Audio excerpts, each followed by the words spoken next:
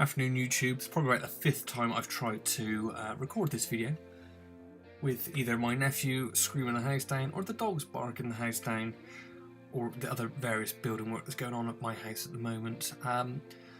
Finally, we've had some price action. So let me just jump down to the 4-hour chart and to have a little look at a few things. Now, what I have noticed is we've got obviously this bottom zone that we've respected. The biggest thing I noticed yesterday was the potential head and shoulders pattern, which has now played out. Sounds like there's an echo in this room because it's like, like I said, the fifth time I've tried to record this. So what we had was something along the lines of this head and shoulders pattern. Now, it did complete over here. I thought the head and shoulders pattern would complete, or we were testing this neckline of sorts. It's a bit skewy, but we were testing this neckline and I thought we'd see a break up. We also had on the hourly, it's a bit more apparent, was a ascending triangle, which again is a pattern that you can look at on various charts, and it's where you have an impulse leg up. So obviously we've had a double bottom here, which is a good sign of support. So prices come up, found resistance at this level, which was previously sort of support, found its resistance, price pushed down. We've then tested again, nothing's really happened. Price then pushed down, found again support at previous structure, price has pushed back up again for a third time. Nothing's happened. We pushed back down, we failed to break this level, and then we've pushed back up again for a fourth time. Now, typically the more times a level is tested, it shows that there is generally sort of weakness. What you want to see is price just hit a level and then completely bounce away from it, which shows it is support, it is true resistance, and it is a level that will hold. What has happened is obviously price has then broken down, and again, you know, these sort of lows here, it's hard to really tell, but price did have one final push, and then literally the last couple of hours price has, I mean, we're 23, when I started trying to record this video, I think we were 21% up, so we're 23.7% up at the moment.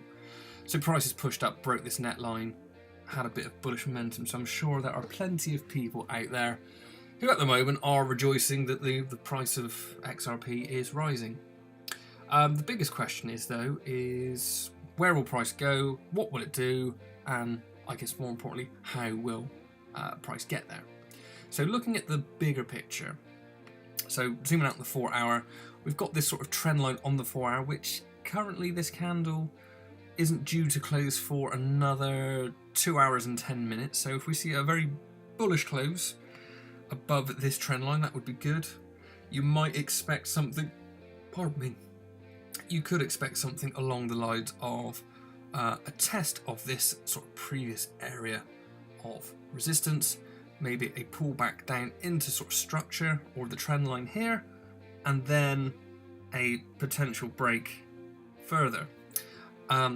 Not over that side, more up to that side.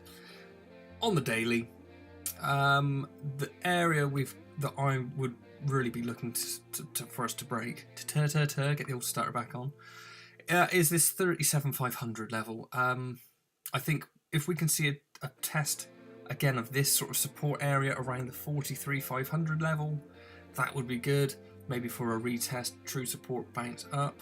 But as you can see, so let's just break this down. If I just delete all of this crap off. So when crypto wants to move, it really does take no prisoners, and you're not going to be able to catch the move. So all I would say is if you're going to take a position in any crypto, whatever that may be, just make sure you're in at levels that you're happy with, that you haven't you know, waited too long. I mean, I get paid once a month. I can only afford a little bit each month, but all I do, regardless of what the price is, I buy what I'm going to buy, and that's me done. Some months, I should say, it probably would have been more pertinent to maybe have waited a few hours or a few days and price fell further from where I previously bought. However, as I tweeted this morning, I think I've now got to twice the target. Well, I've got twice as much as I initially wanted at the beginning of the year. It's not a great deal, but for me it will certainly make my life a lot easier if it starts hitting the prices that I think we all feel it will achieve in the short term. And then for long term, I can leave the other 50% that I'm going to leave, and we'll see if that gets to silly money or not. But as you can see, today's candle has engulfed the last 1, 2, 3, 4, 5, 6, 7, 8, 9, 10, 11, 12. So we've almost had, if this price does push, there's potential for this engulfing candle to engulf the last 2 weeks of price. 2 weeks of price in one day. And this is just going from, you know, the lows here of 25 cents up to what the top end recently of 37,500. Can you imagine? Can you imagine the sort of crazy candles we may see on the monthly chart if we see price start to engulf these, if it plays out the same? I mean, a lot of rejection from this level of structure down here on the monthly chart. I mean, granted, there's only, what, 12 or 14 months worth of information there, but as you can see, nothing goes up in a straight line, price will pull back, and then you have the next run. Where that will be, I have no idea, because I'm not an expert, and I'm just taking the information from the candlesticks and interpreting it in a way that makes sense to me. So for the time being, I will leave it there. I don't want to waffle too much because, you know, I'm just happy price is moving, and I'm certainly happy that I managed to achieve my second target this morning before all this happened. So, you know, I hope that you're in the position that you want to be in. I would... Voices going there.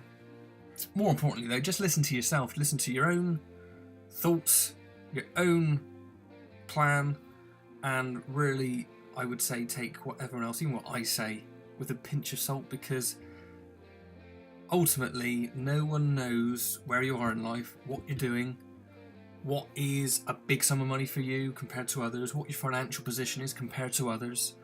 And I wouldn't get downbeat about things, because I know I'm in the camp of people that aren't particularly financially well off.